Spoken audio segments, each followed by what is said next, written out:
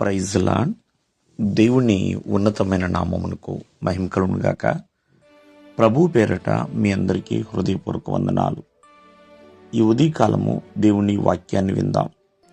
ఎఫెసీయులకు రాసిన పత్రిక 5వ అధ్యాయము 15-16 వచనాలు. దినములు చెడ్డవి గనుక మీరు సమయమును పోనీయక సద్వినియోగము చేసుకొనుచు అజ్ఞానుల వలె కాక జ్ఞానుల వలె నడుచుకున్నట్లు జాగ్రత్తగా చూచుకొనుడి.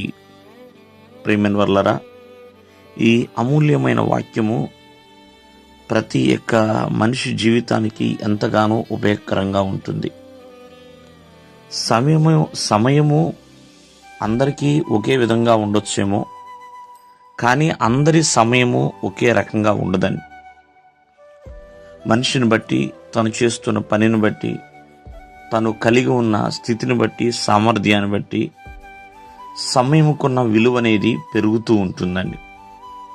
చూడండి, ఎంతో ఉన్నతమైన స్థాయిలో, ఉన్నతమైన ఉద్యోగములో, ఉన్నతమైన అధికారంలో ఉన్నవారి యొక్క సమయము చాలా విలువగా ఉంటుంది.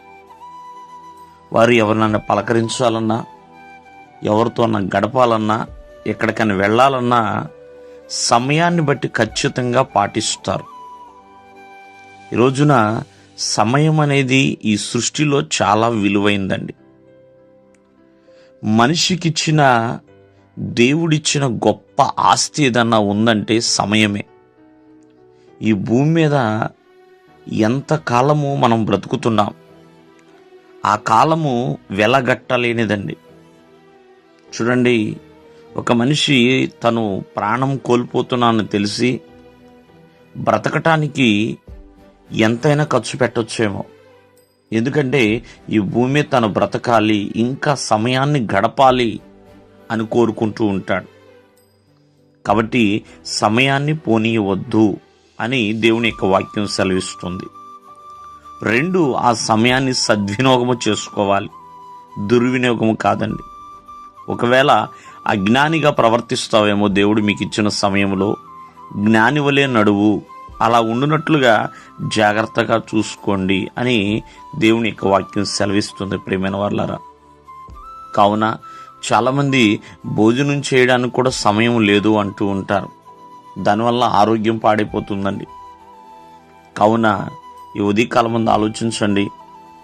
కుటుంబంతో గడపవలసిన సమయాన్ని గడపాలి, దేవునితో గడపవలసిన సమయాన్ని దేవునితో గడపాలి. అలాగే వర్క్ చేసే సమయాన్ని వర్క్ చేయాలి. సమయం విలువైంది కాబట్టి ఎంతో జాగ్రత్త కలిగి ఆ సమయము మీ చేతిలో ఉన్నప్పుడే ప్రభువుని విశ్వసించాలి.